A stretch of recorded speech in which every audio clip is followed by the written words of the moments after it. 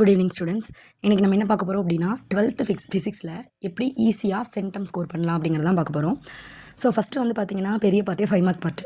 5 mark பார்ட்டை பொறுத்த வரைக்கும் வால்யூம் 1 ஃபுல்லாக கம்ப்ளீட் பண்ணிடுங்க. வால்யூம் 2ல் வந்து பார்த்திங்கன்னா நான் இம்பார்ட்டன்ட் கொஷின் ஆல்ரெடி கொடுத்துருக்கேன். அந்த இம்பார்ட்டன்ட் கொஷினோட லிங்க் இதில் டிஸ்கிரிப்ஷனில் நான் கொடுக்குறேன், இந்த வீடியோட டிஸ்கிரிப்ஷனில். ஸோ அதை மட்டும் படிச்சிங்கன்னா போதும். ஸோ ஃபஸ்ட் வால்யூமில் எல்லா 5 மார்க்கும் படிச்சிட்டிங்கனாவே நமக்கு மேக்ஸிமம் கொஷின் பேப்பரில் ஃபஸ்ட் வால்யூமில் ஒரு கொஷின் ஆர் செகண்ட் வால்யூமில் ஒரு கொஷின் அப்படி தான் கேட்குறாங்க. சம்டைம்ஸ் இது மாறவும் செய்யலாம். நமக்கு ப்ளூ பிரிண்ட் எதுவும் இல்லாதனால இது கன்ஃபார்மாக சொல்ல முடியாது.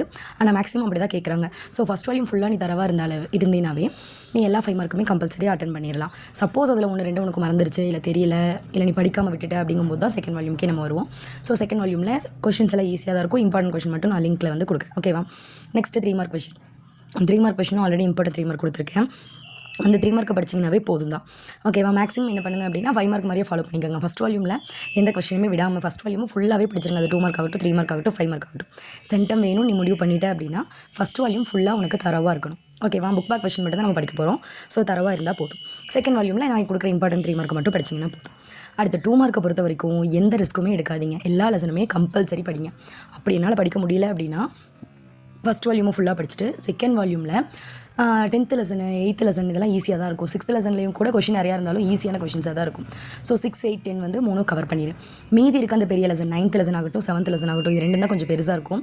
ஸோ அந்த லெசன்ஸ் எல்லாம் மட்டும் இம்பார்ட்டன்ட் கொஷின் படிச்சுக்கோங்க. ஓகேவா?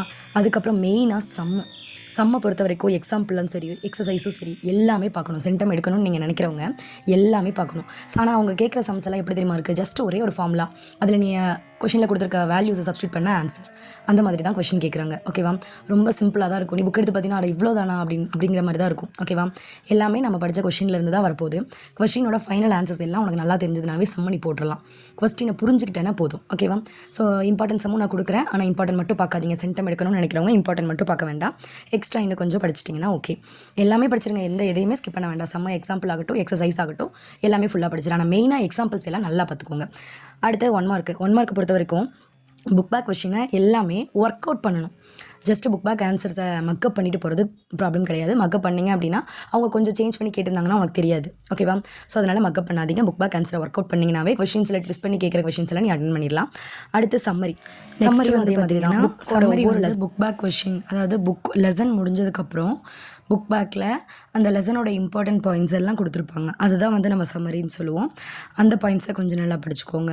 நெக்ஸ்ட்டு ஓல்டு கொஷின் பேப்பர்ஸ் நிறைய நீங்கள் வந்து போட்டு பார்த்துக்கிட்டே இருங்க 1 மார்க்ஸில். அப்போ தான் என்னென்ன டிஃப்ரெண்ட்டாக கேட்டிருக்காங்க. இப்போ போர் மேக்னெட்டான் வேல்யூ, அடுத்து வந்து பார்த்திங்கன்னா அந்த மேக்னெட்டிக் லென்த்துக்கும் ஜாமெட்ரிக்கல் லென்த்துக்கும் உள்ள ரேஷியோ, இந்த மாதிரியெல்லாம் அந்த ரிப்பீட்டடாக கொஷின்ஸ் வந்து கேட்டுகிட்டே இருப்பாங்க. ஸோ நீ நிறைய கொஷின் பேப்பர் பார்த்திங்கன்னா தான் எந்த மாதிரி கேட்குறாங்க அப்படிங்கிறதெல்லாம் உனக்கு தெரியும். ஓகேவா?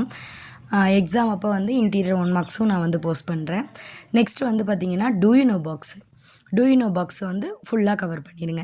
இப்போ 1 மார்க் இந்த பார்ட்டெல்லாம் கவர் பண்ணியிருந்தீங்கன்னாவே சென்டம் எடுத்துடலாம். தேங்க்யூ.